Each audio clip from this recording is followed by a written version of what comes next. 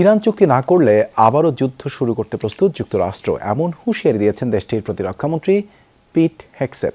তার দাবি, সার্বক্ষণিক মার্কিন নজরদারির আওতায় রয়েছে ইরানের নেতৃত্ব ও আইআরজিসি। এছাড়া তেহরানের উপর অর্থনৈতিক চাপ তৈরিতে নতুন অভিযান শুরুর হুমকিও দেন তিনি। ওয়াশিংটন ডিসিতে সাংবাদিকদের প্রশ্নের জবাবে হেগসেথ আরও দাবি করেন, হরমুজ প্রণালীর পূর্ণ নিয়ন্ত্রণ এখন যুক্তরাষ্ট্রের কাছে। বলেন, যতদিন প্রয়োজন ততদিন ইরানের বন্দর অবরোধ অব্যাহত রাখবে মার্কিন বাহিনী। হেগসেথ জানিয়েছেন, যুদ্ধবিরতি চলাকালীন তেহরানকে কোনো অস্ত্র সহায়তা করবে না চীন।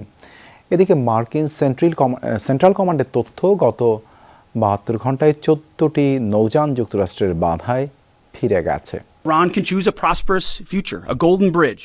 ইরান চাইলে সমৃদ্ধ ভবিষ্যৎ বেছে নিতে পারে, আমরাও সেটাই চাই। তবে ভুল সিদ্ধান্ত নিলে অবরোধের পাশাপাশি তাদের অবকাঠামো, বিদ্যুৎ ও জ্বালানি খাতে বোমা হামলা হবে। একই সঙ্গে অর্থমন্ত্রী স্কট বেসেন্টের নেতৃত্বে শুরু হচ্ছে অপারেশন ইকোনমিক ফিউরি, যা তাদের উপর সর্বোচ্চ অর্থনৈতিক চাপ সৃষ্টি করবে।